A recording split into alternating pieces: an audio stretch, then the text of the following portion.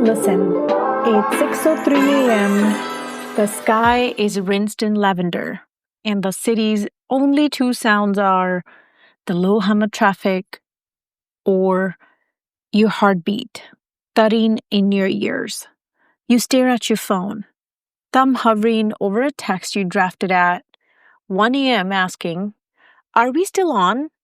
You haven't hit send because you aren't sure if brunch with that maybe friend feels energizing or obligatory. 5 silent stretch. Take 5 seconds, then a full minute, then 10. That pocket-sized hesitation seems harmless, but every undecided moment is a tiny leak in the hull of your ship. Multiply that pause by the hundreds of choices you serve every single day. Career pivots, relationship ultimatums, purchases, workouts, and your dream vessel is taking on water fast. Today, we're pumping it out with the one merciless rule. If you can't decide, the answer is no. Welcome back to Spark and Hustle, where we unleash our success in business, life, and beyond. I'm Puneet, your host, and today we're going to talk about how to have hell yeah or no decisions when it comes to big conversations and then when it comes to our life in general. In this episode, we'll test drive a decision-making heuristic so clean it fits on a sticky note, but so potent it can realign your calendar, your bank account, your boundaries overnight. By the end, you'll know when to walk away, how to walk proud, and why no is the secret portal to an avalanche of wholehearted yeses. How about we dig the psychology of indecision? Let's start in the brain. Neurologists at the University of Chicago found that when we face ambiguous choices, the anterior cingulate cortex lights up like Vegas. This is the region that registers both physical pain and social exclusion. Indecision literally hurts. It's an energy-intensive loop. The brain cues option A, then option B, then back to A, then again to B, burning glucose with every hop. But the kicker is loss aversion. Behavioral economists Tversky and Kahneman showed we fear loss roughly twice as much as we crave an equivalent gain. So when you hover between two paths, your subconscious whispers, pick wrong or you lose everything, while your logical mind says, but I might also win. Result? Stalemate. Recognizing that paralysis is psychological, not a personal weakness, is the first step towards slicing through it. Now let's unpack the no heuristic. A heuristic is a mental shortcut, and this one is brutal in the best way. If the choice before you isn't a blazing full body yes, you default to no. There's a book called A Hell Yeah or No by Derek Sivers. And it's a beautiful book. And it's all about if it works because it imposes an artificial threshold, forcing you to acknowledge mild enthusiasm as insufficient. Your nervous system loves clarity. It relaxes once the loop closes. The heuristic also guards against the sunk cost fallacy. And we have a whole podcast on that one. So quickly, what does that mean? It is our tendency to keep investing in a poor prospect because we already paid admission. By choosing no quickly, you cap the spend and preserve bandwidth for ventures that thrill you. Think of it as venture capital logic for your time and emotion. Most pitches get a polite decline, so the rare unicorn can get funded fast.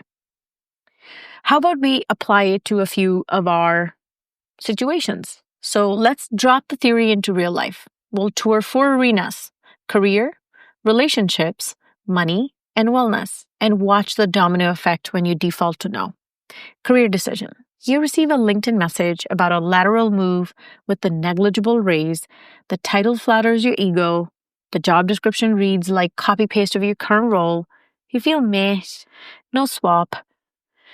You stay and invest the reclaimed mental energy into a bold internal project that triples your visibility, land in an eventual promotion that does excite you. Remember, if the opportunity isn't a rocket, decline and build your own launchpad. Relationships.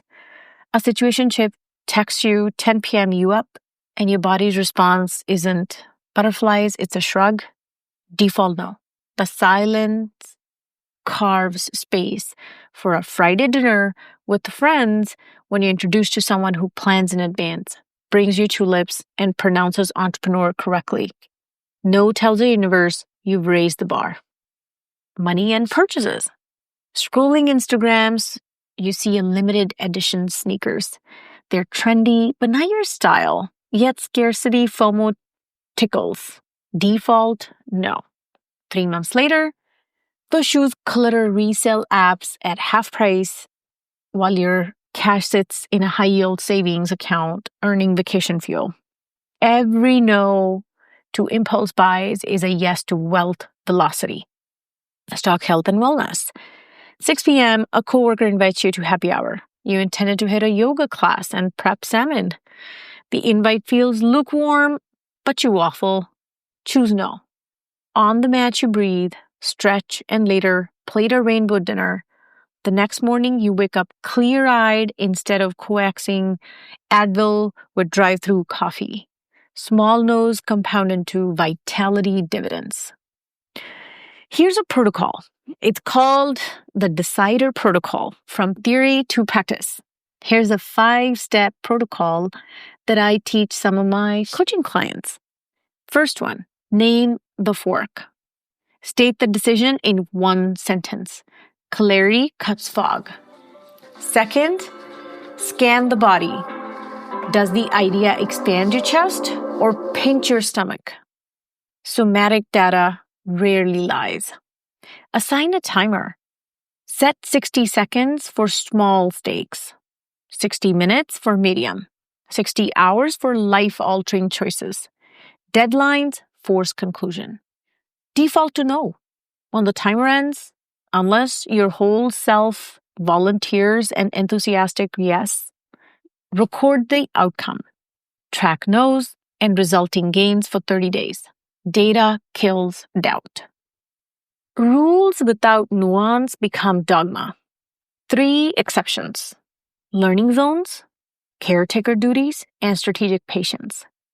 First, growth sometimes starts at maybe because unfamiliarity masks excitement.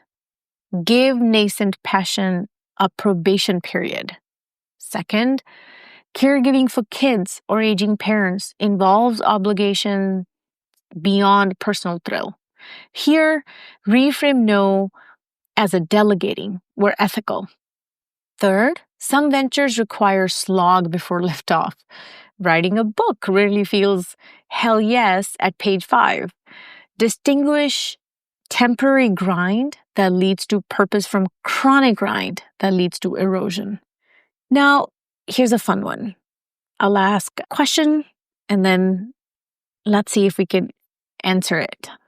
So this is one of the ones that I had received recently. What if my partner wants to move in, but I'm 60% sure? 60% is a polite no.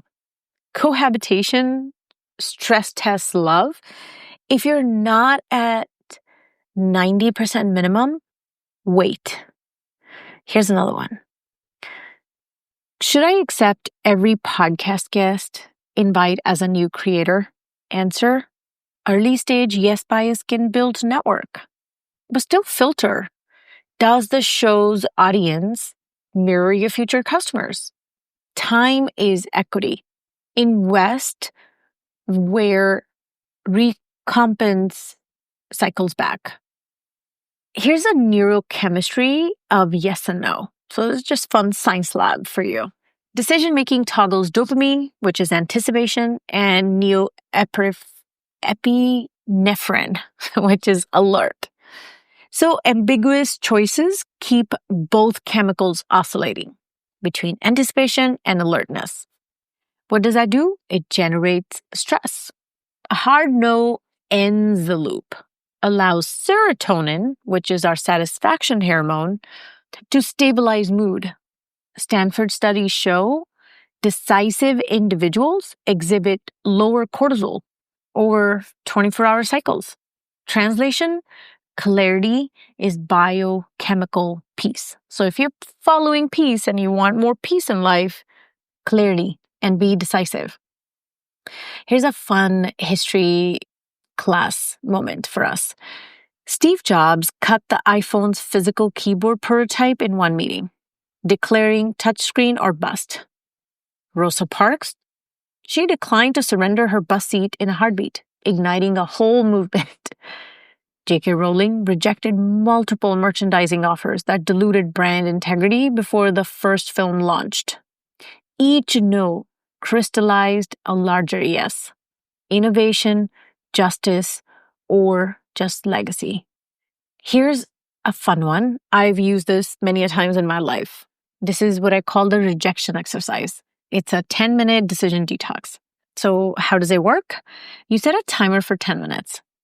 List 12 lingering maybes in your life. Projects, people, objects, friendships, all the fun stuff. Besides each, write, expand if it sparks real joy, or eliminate if it doesn't. Commit to action within 48 hours. Schedule, donate, delete, or delegate. The goal isn't minimalism, it's intentionalism. Now that you have a lot of homework, we're going to do a little role play, okay? The polite decline. I call it the polite decline. You say, thank you for thinking of me. I'm focusing on fewer commitments right now, so I'll pass. Here's another one. I call it the redirect. I'm not the best fit, but Lydia specializes in exactly that. Can I connect you to? Third one, this is another one of my favorite ones. It's the boundary reaffirm. It's, I don't lend money to friends. I value our relationship too much. Scripts that let you rehearse calm, making no feel natural instead of nuclear. And we only focused on no so far, right? So when is yes the right answer? A fast yes is equally powerful. When something aligns with your values, your vision, and vitality, take the leap. Notice that decisive people aren't chronic naysayers. They are contrast seekers. They prune mediocrity so brilliance has light to bloom. Here's 10 rapid fire clarifications, okay? So is indecision the same as procrastination? Cousins, they're not twins. Does personality type affect decisiveness? Yes. High openness loves options. Practice stricter filters. Can collaboration dilute the heuristic? Set group criteria first. What about moral dilemmas?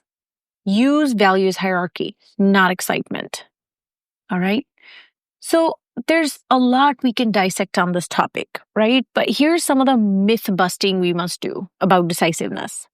One of the myths is decisive people are reckless. Truth is, recklessness ignores data. Decisiveness integrates data fast and takes action.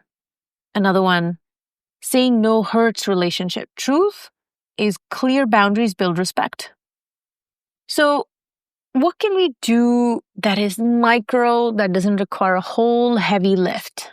First, morning big 3. Write top 3 moves that move the needle today.